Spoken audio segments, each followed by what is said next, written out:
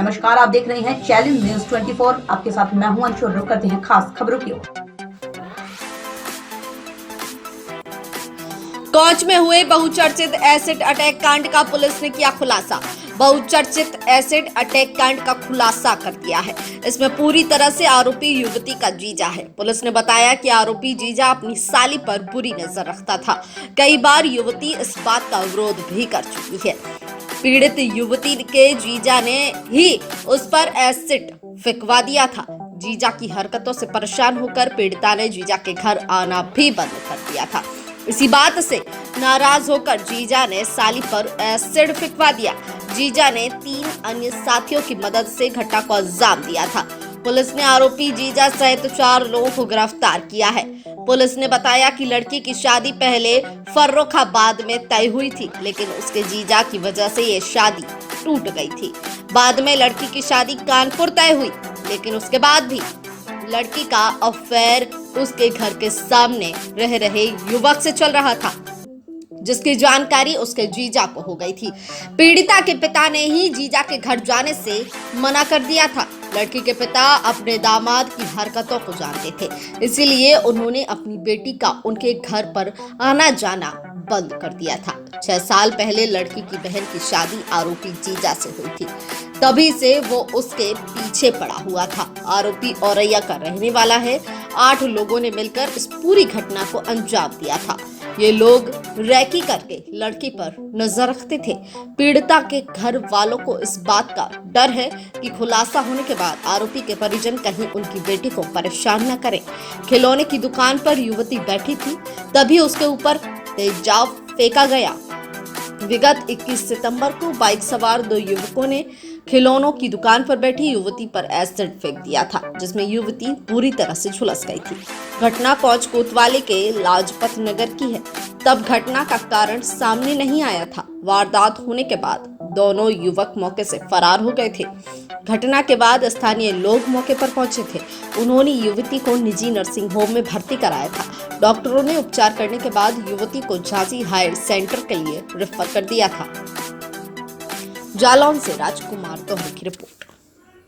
जो संदिग्ध थे उनकी गिरफ्तारी हुई है, किस तरीके से उन्होंने घटना को अंजाम दिया और कौन कौन लोग इसमें शामिल हैं? देखिए, ये कोच वाली जो एसिड अटैक की घटना 21 तारीख को हुई थी, उसका आज खुलासा किया जा रहा है। कुल 4 लोगों को गिरफ्तार किया गया है और 4 अभी अन्य वांछित फरार हैं। उन लोगों की भी जल्द गिरफ्तारी की जाएगी। इन 4 लोगों से जब पूछताछ की गई है और इसमें जो इनका मेन मास्टरमाइंड है वो लड़की का जीजा है।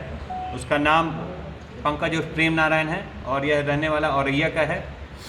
ये लड़की के साथ वैर रखता था और कुछ कारणों से उससे चिढ़ा हुआ था और उस पर इसने अटैक की प्लानिंग 1 महीना पहले ही स्टार्ट कर दी थी।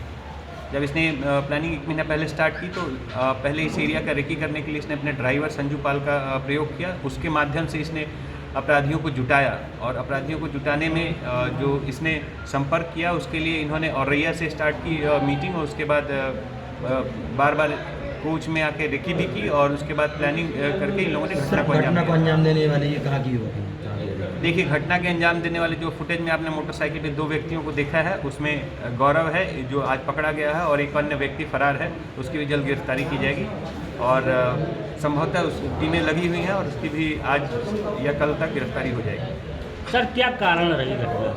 मुख्य वजह क्या रही? मुख्य वजह जैसा कि मैंने बताया कि ये अपनी साली पर गलत निगाह रखता था और उस पर रोक टोक लगाने के चक्कर में और उससे भी कुछ अन्य गलत लाभ लेने के चक्कर में पड़ा रहता था। जब लड़की ने मना किया तो इसने खुन्नस में आके उस पर ये हमले की प्लानिंग की और चूँकि ये प्रॉपर्टी डीलर है, ठीक ठाक पैसे वाला संपत्ति वाला व्यक्ति है, तो जब लड़की ने इसको रिजेक्ट कर दिया और इसके एडवांसेस को डिनाई किया तो इसको इस चीज़ को इसने प्रतिष्ठा का विषय बना लिया, ईगो का विषय बना लिया और इसने लड़की पे एसिड फेंकवा दिया। सर, जिन्हें अटैक किया है वो किस जनपद के रहने वाले हैं?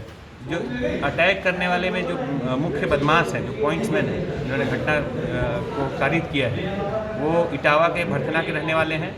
इन लोगों ने, जैसा कि आप लोगों को मैं बताना भी चाहूँगा कि औरैया के एक दुकान से एसिड खरीदी थी।